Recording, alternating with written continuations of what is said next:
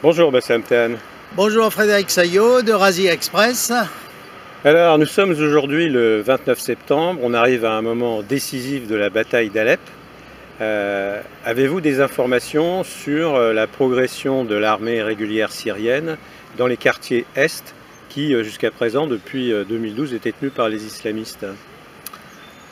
Alors, permettez-moi d'abord de m'inscrire en faux contre toute cette campagne humanitaire concernant l'Est d'Alep, les quartiers islamistes où se trouve essentiellement An-Nusra, n'est-ce pas, le bras militaire en Syrie d'Al-Qaïda. Alors, on nous fait apitoyer, il y a beaucoup de fausses sensibleries que, voyez-vous, on laisse les Russes et l'armée régulière massacrer des civils, s'attaquer à des hôpitaux comme d'habitude. Mais là, permettez-moi de vous rappeler quelque chose. C'est depuis 5 ans que cette guerre dure. Quand les quartiers ouest d'Alep, là où il y a les musulmans modérés, non islamistes, les Arméniens, les chrétiens, toutes les autres minorités, Kurdes et autres, étaient attaqués par les islamistes. Est-ce qu'on en a fait cas dans les médias français et autres? La réponse ne saurait être que négative, oui. Vous vous souvenez quand au début de la guerre, les islamistes s'étaient emparés du quartier arménien Midan à Alep, chassant près de 60 000 Arméniens, détruisant les églises, les hospices qui soignaient et musulmans et chrétiens, l'hospice Saint-Vartan. Personne ne l'a cité. Quand on égorgeait des prêtres, quand on a instauré des tribunaux d'inquisition, où on a tué le petit Mohammed qui réclamait le prix de son café à un djihadiste, ou après on a également assassiné récemment un enfant, soi-disant qu'il s'opposait à l'islam. Et j'en passe, quand on a utilisé, par exemple, les bombes d'enfer, c'est-à-dire les bonbonnes de gaz, tous les jours il y avait des morts dans ces quartiers ouest. Où étiez-vous, les grands reporters de nos grands médias? Pourquoi vous n'en parliez pas? Parce que vous vouliez défendre tout simplement la politique de M. Fabius, que nous, on est avec les rebelles modérés qui font du bon boulot, n'est-ce pas? Je vais vous dire, si vous continuez comme ça, à vouloir absolument défendre les quartiers est islamistes d'Alep, en fait, qu'est-ce que vous faites? Tout simplement, vous aidez les islamistes, ils vont rester là et ils vont vous envoyer de nouveaux djihadistes en France et ailleurs. Alors arrêtez ce double jeu. Alors je vous explique parce qu'apparemment jusqu'à maintenant vous n'avez pas pigé. Les États-Unis tiennent à ce que cette guerre de Syrie ne connaisse pas de dénouement. Parce que leur objectif ultime, c'est de détruire l'islam de l'intérieur. Aujourd'hui, la bataille d'Est d'Alep est le symbole de cette pensée des faucons américains. On sait aujourd'hui, un des chefs a dit qu'ils ont reçu des centaines de missiles Grad pour se défendre. Aujourd'hui même, les médias pro-islamistes disent « Regardez, les islamistes ont détruit des tunnels du côté d'Alep ouest. » Ce sont des tunnels parfois qui n'ont pas de valeur, c'est inestimable, c'est des tunnels qui remontent parfois à 2000 ans. Tout ça pour faire du mal à qui? Soi-disant l'armée syrienne. Mais l'armée syrienne aujourd'hui contrôle de haut, parce qu'elle a pris le camp des Palestiniens Handarat, et ce camp de Handarat surplombe Alep Est. Donc, petit à petit, les islamistes de ces quartiers vont se rendre. Que vous les aidiez ou pas, ils vont se rendre. Maintenant, vous oubliez de dire que l'État a distribué par avion des tracts disant « Fuyez les centres où il y a des islamistes ». Mais vous n'en parlez pas. Vous dites qu'on a bombardé des hôpitaux. Vous saviez qu'il y avait des quartiers généraux situés dans les sous-sols de certains hôpitaux? Ça, vous l'ignorez. Comment ça se fait que vous ne comptabilisez que les civils du côté Alep-Est et pas Alep-Ouest pendant 5 ans? 5 ans. Hein? Un silence affreux, coupable, qui vous condamne. Voilà, si vous voulez, pour aujourd'hui ce qui se passe à Alep. J'espère que cette population civile ne va pas continuer à être prise comme, n'est-ce pas, otage, comme otage de ces gens-là, qu'elle puisse fuir et que finalement, l'armée syrienne, appuyée par les Russes, puisse venir à bout des 20 000 djihadistes, entre guillemets, qui occupent ces quartiers et qui sont nos ennemis européens, nos ennemis français. Hein? S'ils ne se rendent pas, s'ils ne sont pas éliminés, oui, là, ils vont se dispatcher dans le monde. Ils vont arriver ici, à nouveau on aura peut-être des prêtres ou des religieuses égorgées, ou que sais-je. On approche du 13 novembre, on aura un nouveau 13 novembre, j'espère que pas. Mais enfin, où est la responsabilité de notre gouvernement? Réveillez-vous, réveillez-vous, vous soutenez. Et là, je crois que continuer à dire le boucher de Damas, c'est un contresens. Et c'est presque participer au crime de ne voir que des bouchers à Damas, ou qu'un seul boucher qui est Assad à Damas. Écoutez, Bassam Tahan, on peut espérer que la bataille actuellement se conclue assez rapidement par une victoire des armées de Damas, de Bachar el-Assad. Est-ce que vous pensez que cette victoire va arriver bientôt?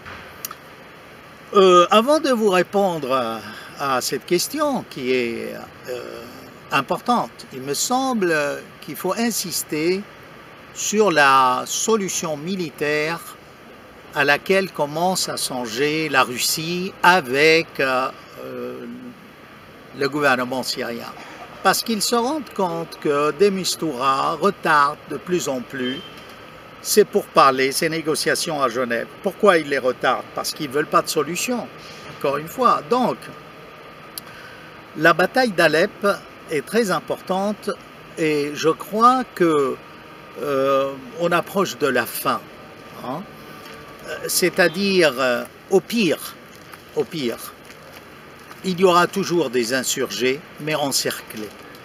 Mais Alep sera libérée. Ce que je souhaite, c'est que cette population civile puisse, par les couloirs humanitaires instaurés par le pouvoir, puisse sortir et évacuer cette partie de la ville qui est aujourd'hui, enfin, qui souffre d'un manque horrible. C'est vrai, vous savez, ça me fait mal au cœur d'apprendre qu'il y a des gens d'Alep Est ou Ouest qui souffrent. Je suis alépin moi-même et sensible aux souffrances des deux côtés, mais ce n'est pas la faute des civils. Encore une fois, vous parlez du boucher de Damas. Il faut parler plutôt des bouchers de la guerre de Syrie. Et je commencerai par dire, il n'est pas normal que depuis 5 ans, les médias internationaux et les médias français continuent de parler du boucher de Damas alors qu'ils sont les premiers bouchers. Dans quel sens? C'est eux qui ont caché la vérité durant ces 5 ans. Ce sont bien ces mêmes médias qui, jusqu'à maintenant, ignorent la réalité quotidienne de tout le peuple syrien et ne cherchent qu'à soutenir la politique américaine que Assad doit être déboulonné, que la Russie est un État qui cherche ses intérêts. Tout ça n'est pas... Les vrais bouchers, de la guerre de Syrie sont soit les services secrets français, les services secrets britanniques, la CIA, McCain qui dit sans aucune honte qu'il a des relations avec Daesh. On n'en parle plus beaucoup de McCain en ce moment. On en parle, ça dépend sur quelle source, où trouver les infos sur McCain. Je peux vous assurer que McCain se vante de dire qu'il a toujours des contacts avec les islamistes. Ajoutez à cela, les vrais bouchers de cette guerre de Syrie sont aussi les gens de l'opposition qui se sont remplis les poches. Au lieu de parler du boucher de Damas, parlez du boucher d'Istanbul, du boucher de Doha, du boucher de Riyad, du boucher de Londres, du boucher de Paris, et j'en passe. Non, suffit, vous savez, les médias, vous êtes responsable de ce qui se passe, et pour beaucoup, parce que vous avez défendu une politique injuste. Bassam Tahane, revenons au terrain à Alep. Vous disiez tout à l'heure que ces 10 à 20 000 terroristes qui se trouvent dans la partie Est pouvaient y rester un certain laps de temps encore. Est-ce que vous pensez que c'est plausible, d'une part, et d'autre part, pour prolonger la question que je vous posais tout à l'heure, on peut espérer une libération prochaine d'Alep.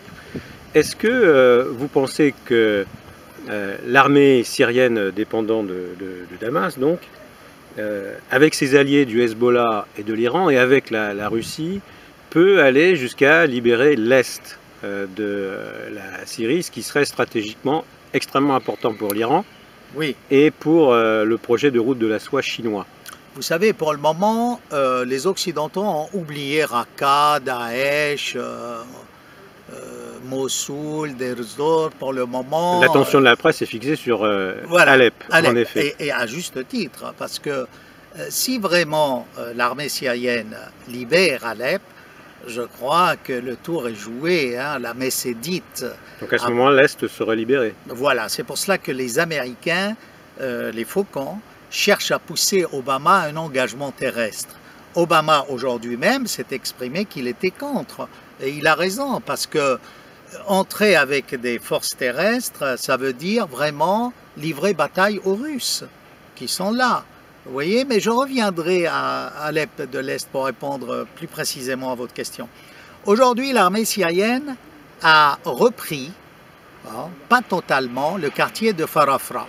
C'est le quartier au contrefort de la citadelle. Bon, c'est vrai, il reste des poches. Et je crois que ce quartier, la bataille de ce quartier montre comment toute la bataille va évoluer. C'est que petit à petit, quartier par quartier, il restera des poches, mais c'est comme un jeu de dominos. Ils vont s'effondrer parce qu'il n'y a plus de munitions, hein? Il n'y a plus de... C'est assiégé, et forcément, les gens, les islamistes empêchent les civils de quitter. Ceci dit, il y a eu 5000, c'est rien du tout par rapport à 250 000, c'est qu'on les empêche de quitter. Donc, je crois que d'ici quelques semaines, il restera des poches, mais Alep sera libéré.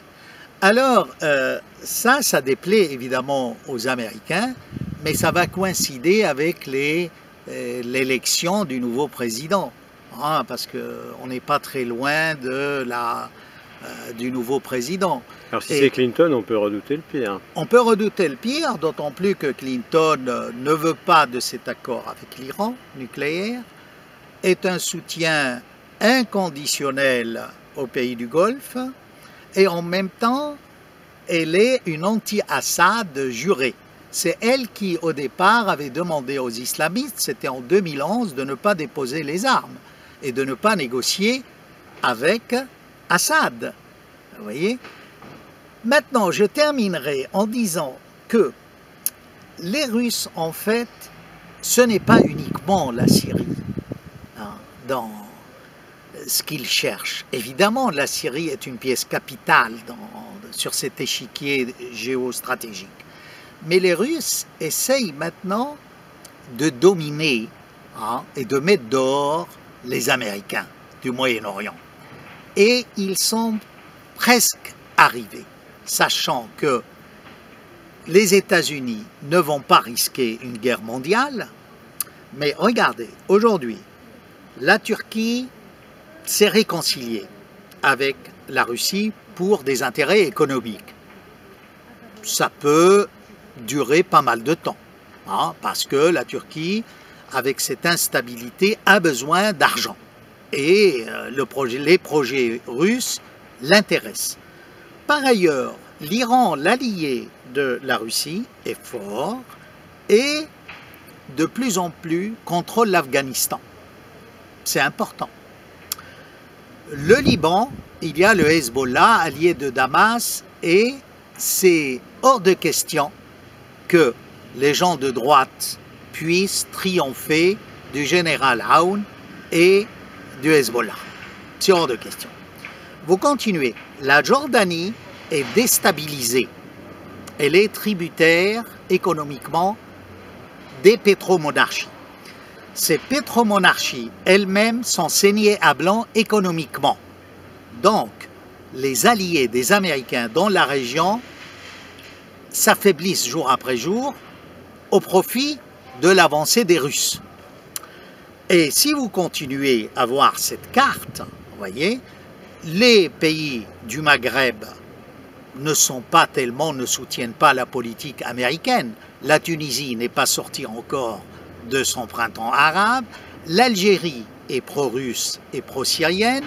Le roi du Maroc lui-même a béni l'intervention des Russes. L'Égypte également a affaire à des islamistes, a envoyé des délégations à Damas. Donc, les Américains ne cessent de perdre du terrain dans l'affrontement au Moyen-Orient avec la Russie.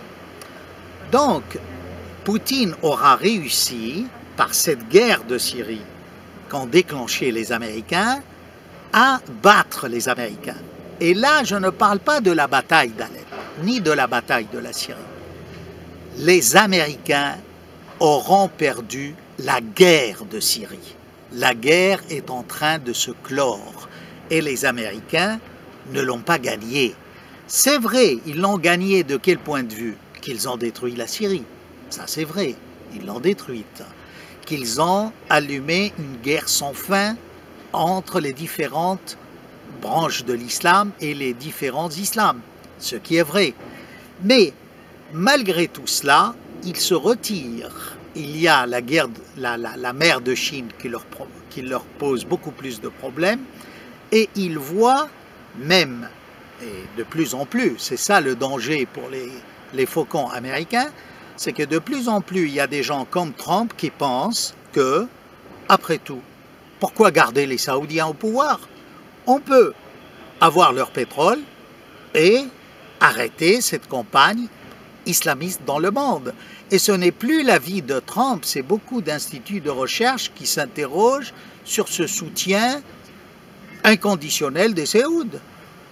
Même des Arabes, vous voyez, sont prêts à sacrifier le pétrole saoudien, qui ne leur appartient pas, mais virtuellement, c'est quand même le pétrole des Arabes. Ils se disent, mais on ne veut plus de ce pétrole, prenez-le, mais enlevez-nous les Saouds. Et c'est là où, si vous voulez, les Américains sont à un tournant. Il faut qu'ils choisissent ou l'affrontement avec la Russie, carrément. D'ailleurs, c'était la proposition de certains, et un militaire haut placé a répondu par la négative, que lui ne contrôlera pas l'espace aérien syrien, sachant qu'il y avait une flotte aérienne de guerre à l'attaquer, hein, et des S-300 et 400. Vous voyez, pour finir, je dirais, la guerre de Syrie aura révélé l'émergence de la nouvelle puissance de la Russie, à la tête de laquelle il y a Poutine, et qui triomphe là où Erdogan a essuyé un échec. Erdogan voulait un grand empire ottoman.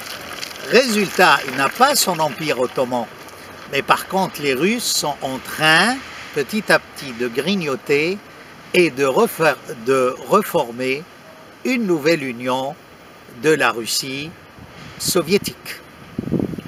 Eh bien, merci Bassam Tahan pour cet ample tour d'horizon. Nous aurons certainement l'occasion de reparler de la situation en espérant qu'elle progresse sur le terrain syrien qui en effet est un levier pour espérer trouver une solution pour l'ensemble du Moyen-Orient. Alors je vous dirais, Eurasie Express, on vous accuse d'être très pro-russe, ne vous en faites pas. Il vaut mieux être... on nous accuse de rien. Il vaut mieux être aujourd'hui pro-russe que pro-américain. Peut-être, peut-être. L'histoire nous le dira. Merci Bassam Tahan. Merci à vous.